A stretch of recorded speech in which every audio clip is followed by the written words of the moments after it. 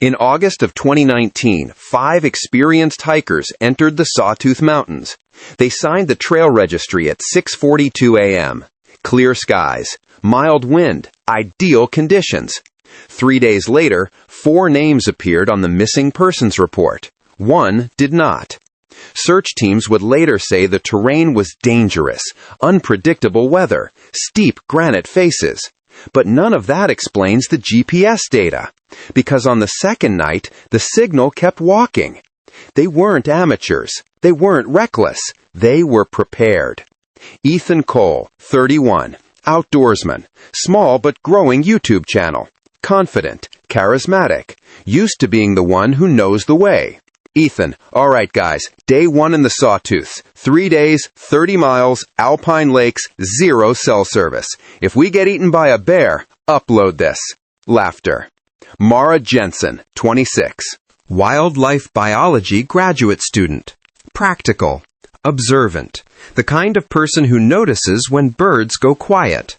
You joke, but statistically, moose are more dangerous than bears. Caleb Ruiz, 34, former Army medic, calm under pressure, the steady center of the group. If we run into a moose, Ethan's outrunning all of us. I've seen the man sprint for a tripod. Nicole Park, 28, photographer, quiet but sharp, sees things others miss. She walks a little behind the group, camera always ready. Daniel Danny, 30, soft-spoken, recently lost his younger brother 6 months earlier. This trip was supposed to help him clear his head. He doesn't talk much, but he smiles when the others laugh.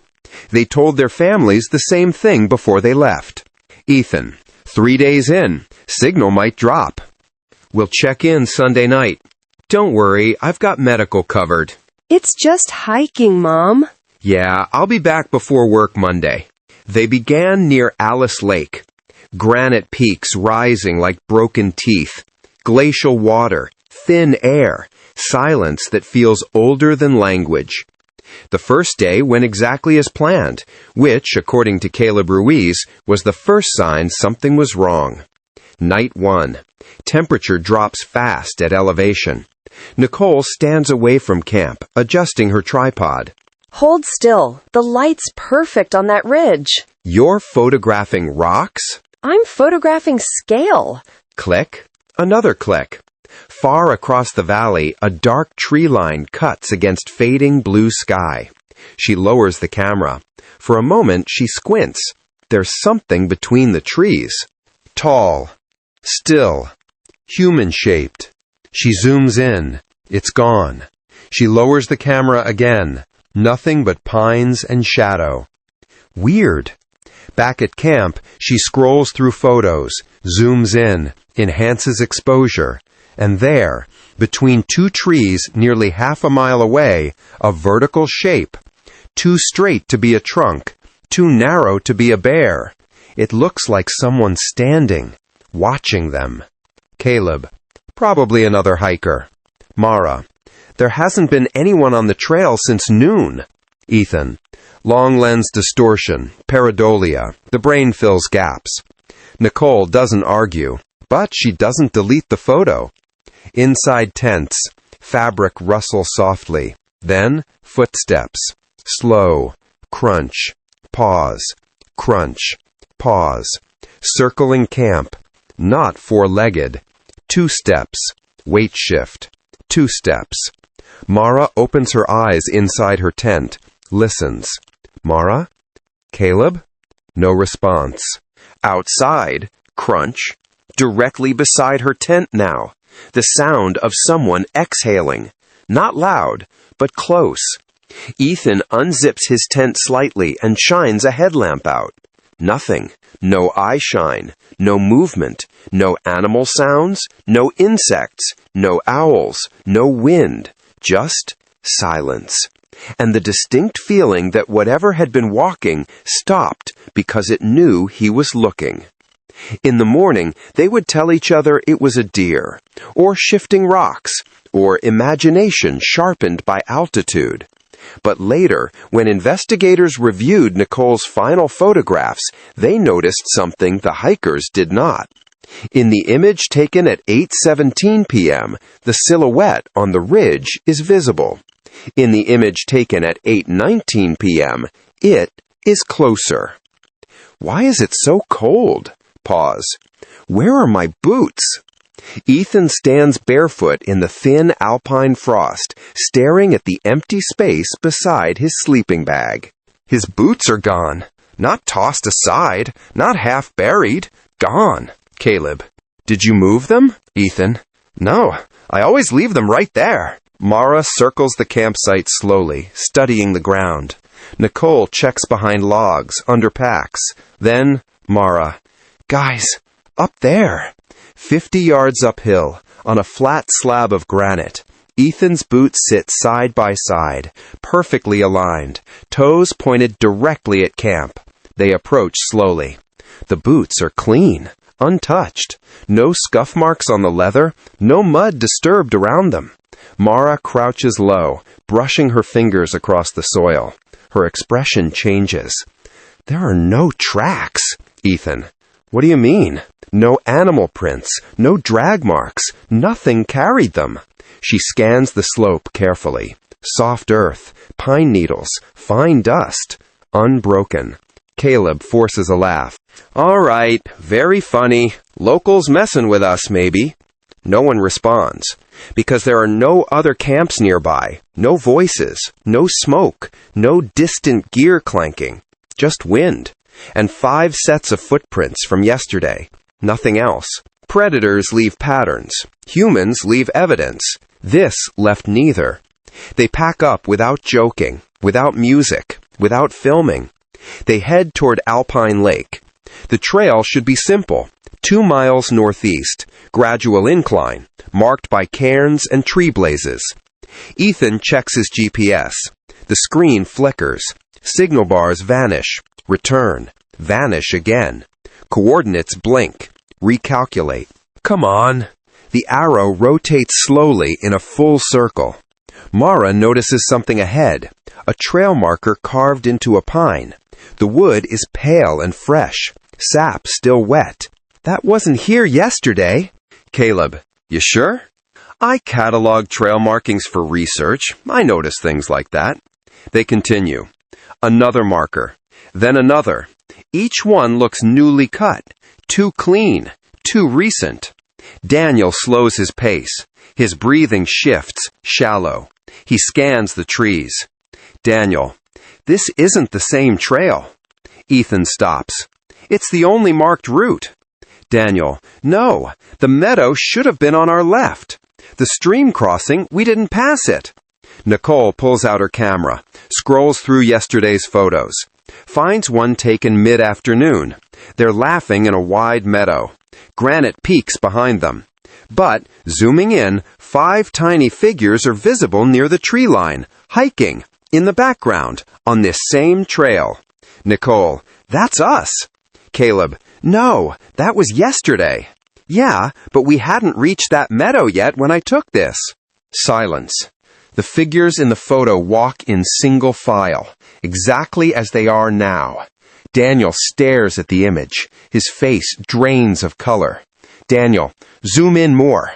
Nicole does. The 5th figure, the one in the back, isn't Daniel.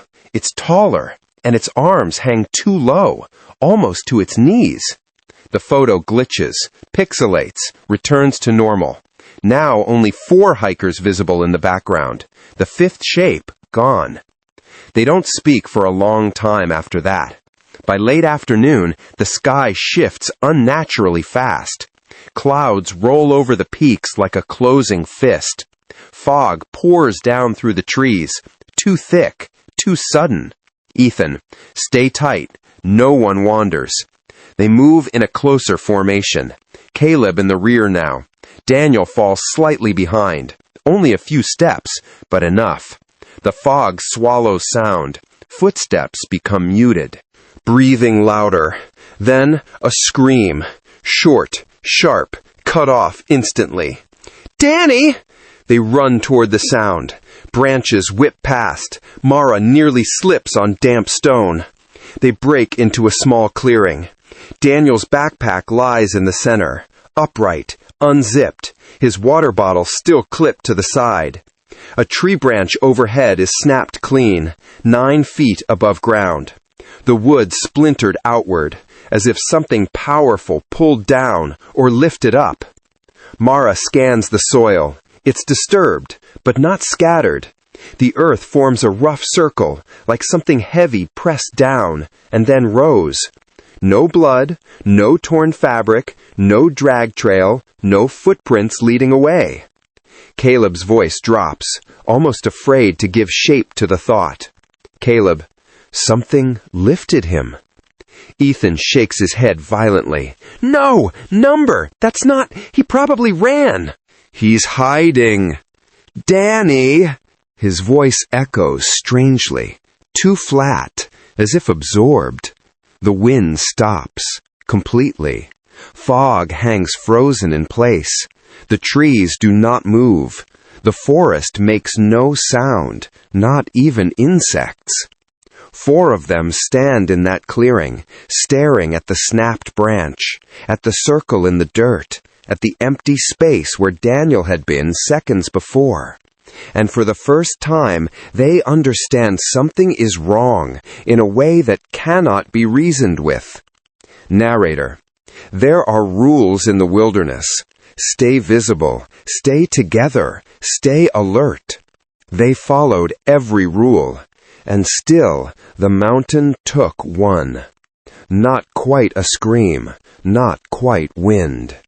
Fade to black. 4 of them remain in the clearing. Daniel's backpack sits untouched. Ethan paces. Ethan: we spread out, 10 yards apart. We call his name. He's close.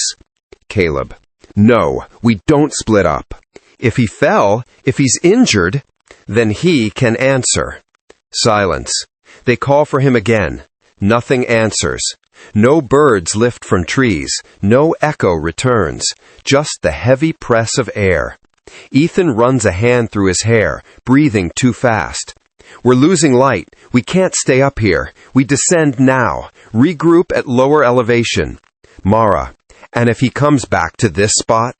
Ethan looks at Daniel's pack, then at the snapped branch overhead. His jaw tightens. He won't. The word lands wrong. They gather what they can and begin descending. No one speaks now. They move tightly clustered, like prey. Minutes later, Mara slows again. Stop. Ahead, just off trail, a small clearing between pines. In the center, stacked stones. Not hiking cairns, not directional markers. Too symmetrical, too deliberate. 3 rings of stones forming a spiral. The rocks are darkened, not by moss, but by handling. Mara steps closer. Don't. She kneels anyway. At the spiral center, something glints. She brushes aside pine needles. Daniel's wedding ring. Cold, clean, placed carefully upright, as if displayed. Nicole covers her mouth. Nicole: he wouldn't take that off. Daniel had twisted it constantly while hiking, a nervous habit. Caleb scans the tree line. This isn't random. Ethan's voice cracks slightly. Ethan: animals don't stack rocks. The wind shifts direction. All 4 feel it, like something exhaled behind them. They leave the stones untouched. But as they step back onto the trail, the spiral seems tighter, smaller, as if settling.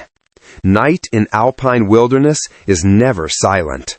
There are rodents, owls, wind through needles. But that night, the forest held its breath. Midnight. Nicole lies awake, staring at tent fabric inches from her face. Then, Daniel's voice. Guys? Nicole freezes. I'm over here. Her breath shatters into a sob. That's him! That's him! She reaches for the zipper. Caleb's hand clamps over hers in darkness. That's not him. The voice moves, circling, slow. Voice: Ethan? Caleb? The tone is wrong, flat, like someone reading a script without understanding it. Then it repeats something Ethan said earlier that day. Voice, "We descend now. More visibility." Ethan goes rigid in his tent. The voice shifts again. Now Mara's voice. "I catalog trail markings. I notice things." Nicole begins shaking violently. The footsteps outside are controlled, measured. Boots on gravel. But Daniel's boots were left behind. The circling grows faster. Then something sprints through camp. Too fast, too heavy. The ground trembles. Ethan rips open his tent and flicks on his headlamp. The beam cuts through fog. Between two trees, it stands. Tall, unnaturally thin, limbs elongated. Its knees bend backward. Its elbows hinge too sharply. Its head tilts sideways slowly, as if curious. No face visible. Just shadow where features should be. It doesn't advance. It doesn't flee. It watches. Ethan's light flickers. The beam dims, brightens, and the figure is gone. No running sounds, no breaking branches, just absence. Then, from deeper in the trees, 4 voices whisper at once, perfectly synchronized. Whispers. Stay visible. Stay together. Stay alert. Their own words. Given back to them. Morning arrives pale and sickly. No one slept. Fog has thinned. The forest looks normal again, almost peaceful. Ethan steps out first. Caleb follows. Mara unzips slowly. Nicole's tent remains closed, too still. Mara? No answer. Caleb opens the flap. Inside, her sleeping bag is empty, still warm. Her boots untouched. Her phone on the ground beside her pillow. Her camera lies just outside the tent entrance, as if set down carefully. No signs of struggle, no torn fabric, no drag marks, nothing disturbed. Ethan stumbles backward. Ethan, no, no, no! Caleb picks up the camera with shaking hands. Later, during the investigation, this footage would be the only thing recovered. The timestamp reads 3:14 a.m. The frame is dark. Infrared grain. Nicole sleeping. Tent fabric glowing faintly. Then a shadow falls across her. From outside. Slowly, something crouches beside the tent. Its outline barely visible through nylon. The shape is wrong. Too tall even while crouched. Its head tilts. Listening. Breathing audible through the mic. Wet. Controlled. It remains motionless for 47 seconds. Then, Nicole's eyes open. She looks directly at the tent wall, at the shape. Her mouth opens, but no sound comes out. The tent fabric depresses inward, as if pressed by long fingers. The footage jolts violently and cuts to static. Back in the present, the forest stands quiet around the 3 remaining hikers. Mara's voice barely carries. It's watching us. Caleb doesn't argue.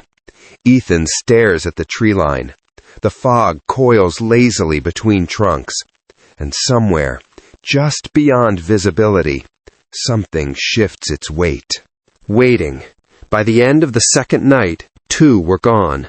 No blood, no bodies, no explanation. Just patterns. And something in the trees, learning their voices. 3 remain. Ethan, Mara, Caleb. Nicole's tent flaps weakly in the breeze. No one packs it down. No one touches her things. They move without speaking for nearly 10 minutes. Downhill. Always downhill. The forest shifts subtly as they descend. Trees closer together. Light dimmer. Air heavier. Finally, Caleb stops. Not from exhaustion, from memory. Caleb. I've been here before. Ethan turns sharply. What? Caleb stares at a ridgeline through the trees. Caleb, not this trail, not exactly, but these mountains. He swallows. 7 years ago. Survival training exercise, winter rotation. Mara watches him carefully. There were 5 of us. Silence. Wind drops slightly. Caleb, 2 disappeared. Ethan's face tightens. You never mentioned that. It wasn't like this. They said exposure, avalanche risk, whiteout conditions. He shakes his head slowly. But we weren't in whiteout, and there were no slides. Mara's voice is barely above a whisper. What happened? Caleb's eyes unfocus slightly. We woke up. Their deer was there. Boots still by their cots. No tracks in fresh snow. A long pause. Locals in Stanley told us something after the search ended. He hesitates, like saying it aloud gives it weight. They said the Sawtooths don't like groups of 5. The wind stills completely. Mara's breathing sharpens, her scientific mind working against instinct. Patterns. Ethan snaps. Ethan, stop! But she continues. Mara, missing persons reports, regional folklore, clusters, cycles. She looks at Caleb. How often? Caleb shakes his head slowly. Every couple decades, 20, maybe 30 years. Mara nods slowly. 5 enter. Her throat tightens. 4 leave. She looks behind them, at the trail. Sometimes 3. A longer pause. Sometimes none. The trees creak softly, like settling. Ethan begins pacing again, faster, more erratic. You knew! Caleb doesn't answer immediately. You knew, and you brought us here anyway. Caleb, I didn't know. I thought it was superstition. And you didn't think to mention that before 5 of us came out here? Caleb steps closer. I thought it was coincidence. 2 men disappear. No tracks. Same mountain? And you call that coincidence? Mara turns slowly. Her face has drained of color. We're not alone. Both men freeze. Between the trees, shapes. Not one, multiple. Tall, thin, standing just at the edge of visibility. They are spaced evenly, like centuries. When Ethan shifts his weight, they shift, perfectly mirrored. When Caleb raises his hand slowly, the figures raise theirs, but their elbows bend too sharply. Too many angles. Ethan inhales. From the tree line, the sound of inhaling echoes back. 3 beats later. Perfect timing. Mara exhales shakily. The forest exhales with her. Not wind, not leaves, breath. Ethan's composure fractures. Ethan, what do you want? The figures don't advance. They don't retreat. They simply stand, watching, learning, mirroring. Then, slowly, one of them tilts its head, and all the others follow, in perfect unison. They move again, faster now, almost running downhill. The trees grow denser.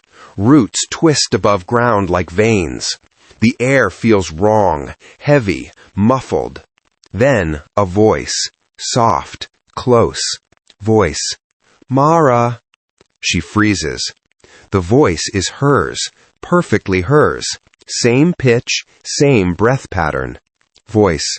Mara, over here. Caleb grabs her wrist. Don't. But she's staring ahead. Between 2 thick trunks, she sees herself, standing 20 yards away, unharmed, calm. Her double smiles faintly. Double.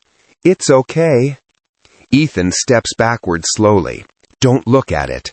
The double takes 1 step back, as if inviting her forward. Double.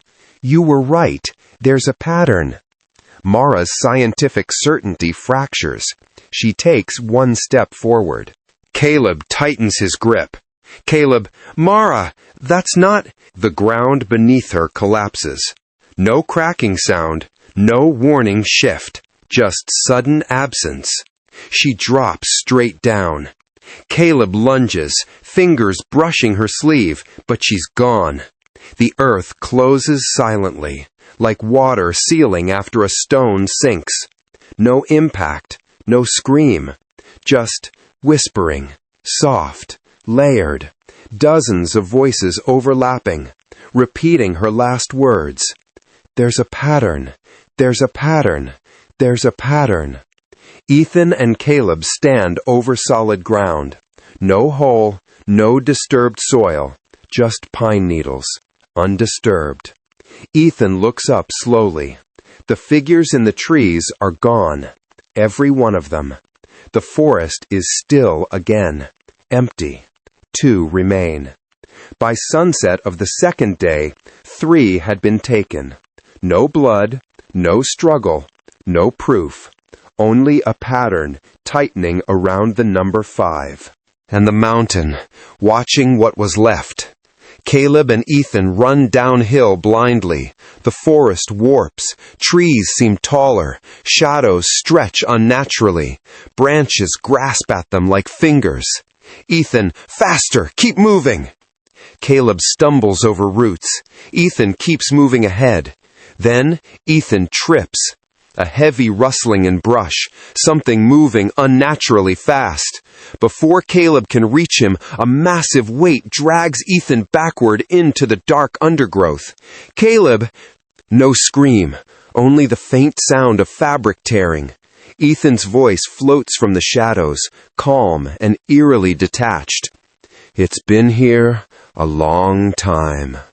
Then, silence. Caleb freezes. The forest holds its breath.